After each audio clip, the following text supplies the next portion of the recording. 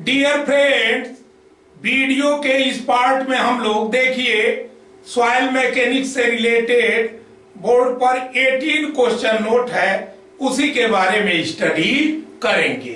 देखिए first question है क्या, as compare to coarse grained soil fine grained soil have higher value of natural moisture content. पूछा यह गया है कि ये स्टेटमेंट ट्रू है या फॉल्स, तो स्टेटमेंट ट्रू है। देखिए एक्चुअल में कोर्स ग्रेन्ड सॉइल की जो है कंपैरिजन में जो फाइन ग्रेन्ड सॉइल होता है उसका जो नेचुरल मॉइस्चर कंटेंट होता है वो हायर होता है, देखिए सेकंड क्वेश्चन क्या है, void ratio of a given soil sample is defined as. देखिए void ratio given soil sample का डिफाइंड किया जा सकता है volume of voids upon volume of solid. तो देखिए ये जो है वॉल्यूम ऑफ वाइड्स जिसको VV से डिनोट करते हैं अपॉन वॉल्यूम ऑफ सॉलिड जिसे VS से डिनोट करते हैं, तो देखिए उसी को कहते हैं वाइड रेशियो। तो आप देखिए थर्ड नंबर का जो क्वेश्चन है, void ratio of fine grained soil. मान लीजिए देखिए जो फाइन ग्रेन्ड सॉइल होता है उसका void ratio generally higher than coarse grained soil. देखिए कोर्स ग्रेन्ड सॉइल से जनरली जो है हायर होता है, किसका, जो है फाइन ग्रेन्ड सॉइल से। तो स्टेटमेंट ट्रू है या फॉल्स है, तो ट्रू है। देखिए 4 नंबर का जो क्वेश्चन है, the ratio of volume of air and volume of voids known as air content. देखिए एयर कंटेंट का मतलब हुआ, देखिए the ratio of volume of air, देखिए एयर कंटेंट इसका मतलब ये हुआ, देखिए कि वॉल्यूम ऑफ एयर को VA से डिनोट कर सकते हैं अपॉन वॉल्यूम ऑफ वाइड्स। देखिए वॉल्यूम ऑफ वाइड्स को जो है क्या कहते हैं, एयर कंटेंट। मतलब देखिए वॉल्यूम ऑफ एयर और वॉल्यूम ऑफ वाइड्स के रेशियो को एयर कंटेंट कहते हैं। देखिए 5 नंबर का क्वेश्चन है, method for determination of water content bye oven dry method. आप समझिए ट्रू है या फॉल्स है, तो ट्रू है। मतलब देखिए वाटर कंटेंट को आप जो है ओवन ड्राई मेथड से डिटरमाइन कर सकते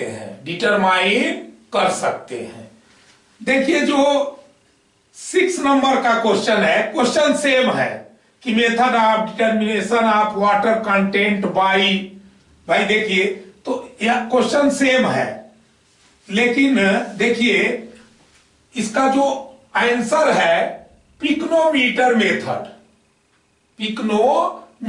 इसका मतलब ये हुआ कि पिक्नोमीटर मेथड से भी वाटर कंटेंट को क्या कर सकते हैं, फाइंड आउट कर सकते हैं।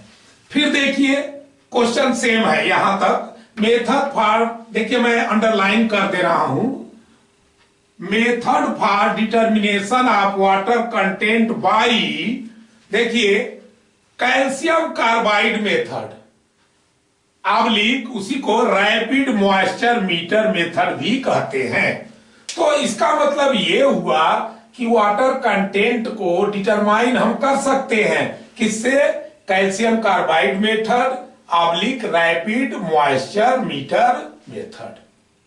देखिए फिर क्वेश्चन सेम है कि method for determination of water content bye तो देखिए सैंड बाथ मेथड, तो सैंड बाथ मेथड से भी जो है वाटर कंटेंट का डिटर्मिनेशन किया जा सकता है।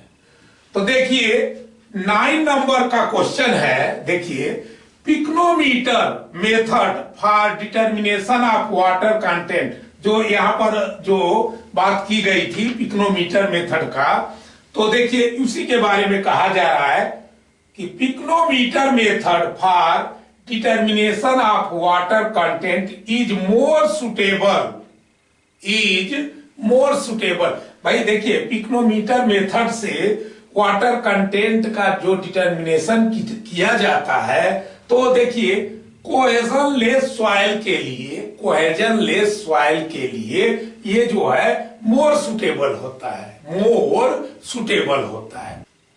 देखिए 10 नंबर का क्वेश्चन क्या है, the black cotton soil is unsuitable for foundations because, देखिए जो ब्लैक कॉटन सॉइल होता है वह फाउंडेशन के लिए अनसुटेबल होता है। इसका रीजन क्या है, तो देखिए property to undergo a volumetric changes due to variation of moisture content. देखिए एक्चुअल में जो ब्लैक कॉटन सॉइल होता है उसका एक प्रॉपर्टी होता है कि अगर मॉइस्चर कंटेंट चेंज होता है तो उसमें वॉल्यूमेट्रिक चेंज हो जाता है, उसका वॉल्यूम भी चेंज हो जाता है, इसलिए ये अनसुटेबल फॉर फाउंडेशन होता है। देखिए जो 11 नंबर का क्वेश्चन है, black cotton soil undergoes volumetric changes, statement true है या फॉल्स है? एकदम ट्रू है, अभी अभी बताया गया था कि जो है ब्लैक कॉटन सॉइल जो होता है उसमें वॉल्यूमेट्रिक चेंजेज आता है, तो ये स्टेटमेंट ट्रू है। देखिए 12 नंबर का जो क्वेश्चन है, black cotton soil swells excessively when wet. Actual में जो ब्लैक कॉटन सॉइल होता है उसमें जो है जब वह वेट होता है तो स्वेलिंग की प्रॉपर्टी बहुत अधिक होती है, तो ये स्टेटमेंट ट्रू है या फॉल्स? तो ट्रू है। देखिए जो 13 नंबर का क्वेश्चन है, black cotton soil shrinks excessively when dry. और एक बात और देखिए, ब्लैक कॉटन सॉइल जो है इसकी एक प्रॉपर्टी और होती है, जब वो ड्राई होता है, जब वो ड्राई होता है तो एक्सेस उसमें श्रिंकेज होता है, श्रिंक करता है, एक्सेस श्रिंकिंग होती है, श्रिंकेज आता है उसमें। स्टेटमेंट ट्रू है या फॉल्स? तो ट्रू है। देखिए 14 नंबर का जो क्वेश्चन है, black cotton soil has tendency of swelling and shrinkage due to clay particles. अब क्वेश्चन ये उठता है कि देखिए ऊपर बताया गया था तो वही चीज ये भाई कि उसमें जो है स्वेलिंग और श्रिंकेज का प्रॉपर्टी क्यों होता है भाई, तो एक्चुअल में उसमें क्ले पार्टिकल्स अधिक होता है, इसलिए जो है इसमें जो है क्या होता है, देखिए स्वेलिंग और श्रिंकेज की प्रॉपर्टी अधिक होती है। तो ये स्टेटमेंट ट्रू है या फॉल्स? तो ट्रू है। देखिए 15 नंबर का क्वेश्चन है, the foundation are placed below ground level to increase. Foundation को ग्राउंड लेवल के नीचे ले जाया जाता है, फाउंडेशन को ग्राउंड लेवल के नीचे प्लेस किया जाता है। ये किस लिए किया जाता है कि टू इंक्रीज करने के लिए। देखिए स्टेबिलिटी ऑफ स्ट्रक्चर की स्टेबिलिटी को इंक्रीज करने के लिए फाउंडेशन को ग्राउंड लेवल से नीचे ले जाया जाता है। देखिए 16 नंबर का क्वेश्चन है, minimum size of the particles of silt particle का जो मिनिमम साइज होता है वह देखिए क्या है, 0.002 mm, 0.002 mm।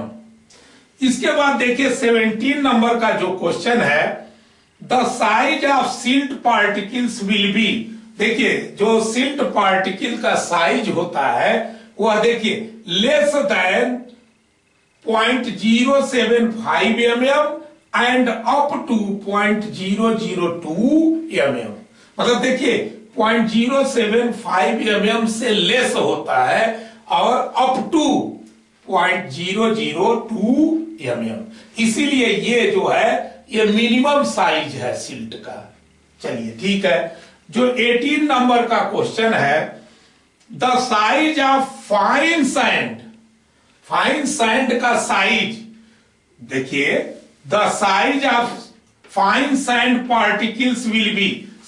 फाइन सैंड जो पार्टिकल्स होता है उसका साइज जो है देखिए less than 0.425 mm and up to 0.075 mm। इसका मतलब ये हुआ कि जो फाइन सैंड पार्टिकल है उसका मिनिमम साइज ये होगा 0.075 mm। तो less than 0.425 mm and up to 0.075 mm। तो देखिए ये था आपका 18 क्वेश्चन और उसके आंसर। तो देखिए जिन फ्रेंड्स को स्क्रीनशॉट लेना हो ले सकते हैं।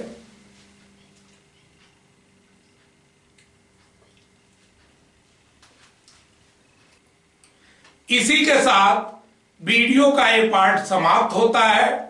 अगले पार्ट में हम फिर आपसे न्यू आइटम के साथ मिलेंगे। जय हिंद, जय भारत, धन्यवाद।